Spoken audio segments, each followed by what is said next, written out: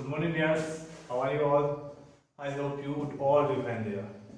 So, dears, today we are in the last lecture of our first lesson in history, French Revolution. In the previous lecture, we read that what was the condition of women before 1789 and how could it be improved. Today we will discuss on 3 points. First one, the abolition of slavery. Second one, revolution and everyday life. And last one, rise of Napoleon Bonaparte. So dears, we should start from the abolition of slavery. Slavery means दास प्रथा कि लोगों को खरीदो और अपना गुलाम बनाओ. तो कैसे फ्रांस में दास प्रथा का यानी स्लेवरी सिस्टम का अंत हुआ, आज हम पहले इस बारे में पढ़ेंगे. We have some topics, we have some points about every topic and we will explain through these topics and points. The abolition of slavery. Slavery का खत्म होना, स्लेवरी सिस्टम का खत्म होना फ्रांस में.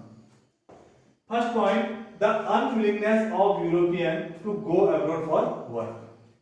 अब उस समय पर क्या था जब यूरोपियन कंट्रीज ने बहुत सारी अदर कॉन्टिनेंटल कंट्रीज को अपना गुलाम बनाया हुआ था, अपने कंट्रोल में लिया हुआ था और वहां प्लांटेशन जैसी चीजें उन्होंने स्टार्ट की थी, तो उनके उन्हें लेबर चाहिए थे.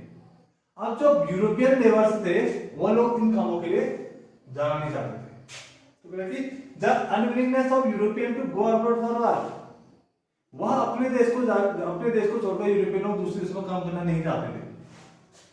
Shortage of labour in plantation. Plantation का काम बहुत बड़ा था, चाहे कॉफी प्लांटेशन है, टी प्लांटेशन है, रबर प्लांटेशन है, तो उस काम के लिए बहुत ज्यादा वर्कर्स की जरूरत पड़ती थी, लेकिन अब वर्कर्स की शॉर्टेज वहां पर होने लगी. स्लेव ट्रेड बिगन इन 17th सेंचुरी. और जो स्लेव ट्रेड था यूरोप में या फ्रांस में वह 17th सेंचुरी से स्टार्ट हो चुका था. Sailed by the French merchants. अब फ्रेंच मर्चेंट्स क्या करते थे कि जैसे अफ्रीकन कॉन्टिनेंट को उन्हें भेजते हैं, तो वह फ्रेंच पोर्ट से लेकर उन्हें बाय वाटर अफ्रीकन पोर्ट तक उन्हें पहुंचाते थे. सोल्ड टू द लोकल चर्चियंस. और उसके बाद किन लोगों को स्लेवर्स को भेजा जाता था, जो वहां पर प्लांटेशन के जो हेड होते थे या जो प्लांटेशन एरिया के मालिक होते थे, उनको वहां पर उन्हें भेज दिया जाता था, उन गुलामों.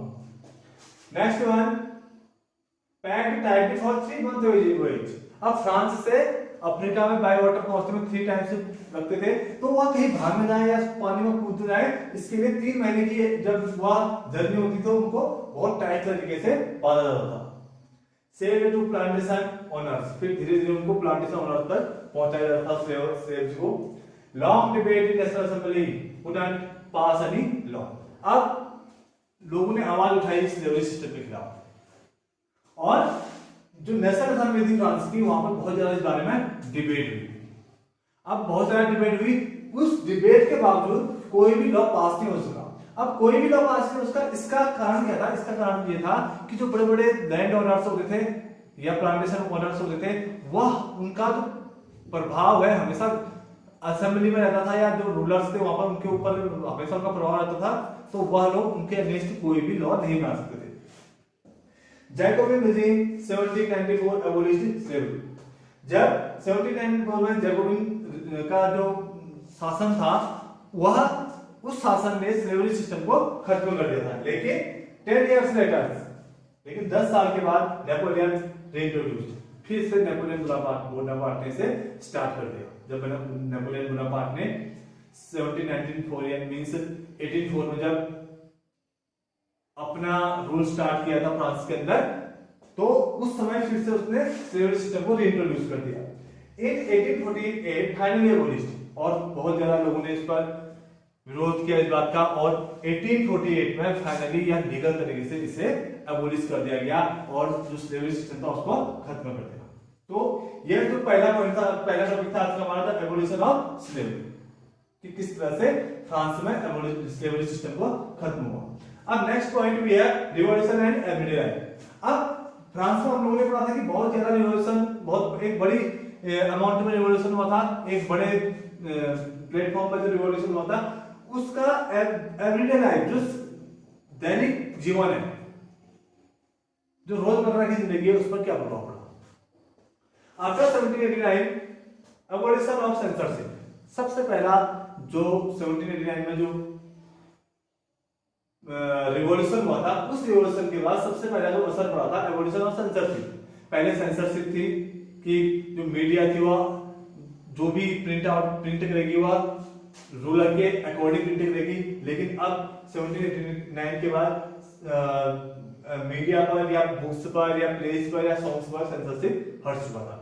Second one, right to man, freedom of speech. अब लोगों को कुछ अधिकार मिले, बोलने का अधिकार सबसे पहले था कि लोग, कोई भी इंसान, फ्रांस का कोई भी नागरिक अपनी बातों को खुलेआम कह सकता है। Next one, newspaper, books, pamphlet flooded. अब जब सेंसरशिप हट चुकी थी तो बहुत सारी मात्रा में फ्रांस के अंदर न्यूज़पेपर छपने लगे, बुक्स छपने लगी और पॉम्पलेट पैम्पलेट्स छपने लगे। Play, songs, poems attracted people. अब बहुत सारे प्लेज भी लिखे जाने लगे, बहुत सारे सॉन्ग्स भी हैं, पोएम्स भी लिखे जाने लगी, जिससे फ्रांस के लोग बहुत ज्यादा अट्रैक्ट हो गए। Last point, rise of Napoleon Bonaparte. अब 1804 में नेपोलियन बोनापार्ट का रूल स्टार्ट हुआ। तो उसने क्या किया? After rain of terror directly created political instability. अब हमने एक रेन ऑफ टेरर पढ़ा था, तो उस समय जो रेन ऑफ टेरर खत्म होने के बाद एक डायरेक्टरी गवर्नमेंट बनी, ये भी हम लोगों ने पढ़ा था। तो डायरेक्टरी गवर्नमेंट के बाद, जब डायरेक्टरी गवर्नमेंट थी तो उसने फ्रांस में पॉलिटिकल इनस्टेबिलिटी लेके आई। बहुत सारी पॉलिटिकल इनस्टेबिलिटी हो चुकी थी, और इस चीज का फायदा करके नेपोलियन बोनापार्ट ने 1804 में अपने आप को वहां का रूलर घोषित कर दिया। Conquered many neighboring countries and crowned his family members। अब 1804 में उसने अपने आप को एक रूलर घोषित कर दिया फ्रांस का।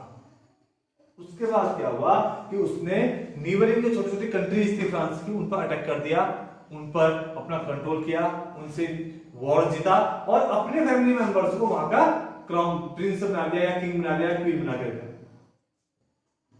नेक्स्ट वन, सोच himself as the moderniser of Europe. और नेपोलियन बोनापार्ट खुद को यूरोप का मॉडर्नाइजर कहता था। उसका मानना था कि वह क्या करता है, यूरोप में मॉडर्निटी फैलाता है, यूरोप को मॉडर्नाइज करता है।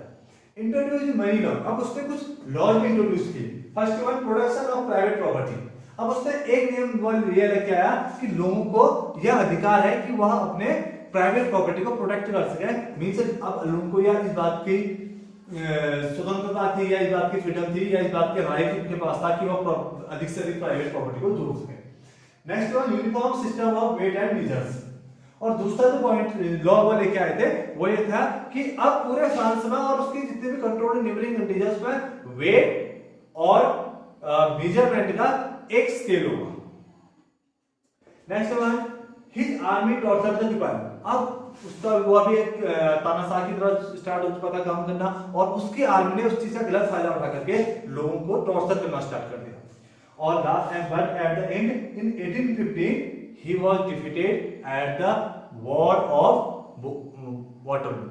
और वह वाटरलू की बैटल में 1815 में हार चुका था। So dears, it was our first lesson in history section, the French Revolution।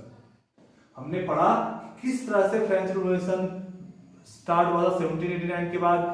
उसके बाद किस तरह से बहुत सारी गवर्नमेंट आई, बहुत बार वहां का कॉन्स्टिट्यूशन लिखा गया, बहुत सारे लॉज बने, और किस तरह से एट लास्ट वह उनके पास से रिपब्लिक हुआ। महिलाओं की कंडीशन कैसे सुधरी, कैसे राइट, महिलाओं को राइट मिले, कैसे एक्टिव सिटीजन माना गया।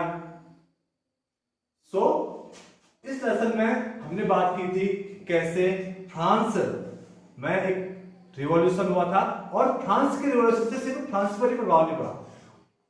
फ्रांस में के नीबरिंग कंट्रीज जहां पर किंगशिप थी वहां पर भी फ्रेंच रिवॉल्यूशन का एक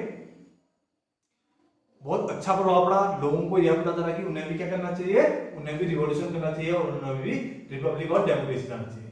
सो dears, we will start our next lesson in next lecture. Thanks, have a nice day.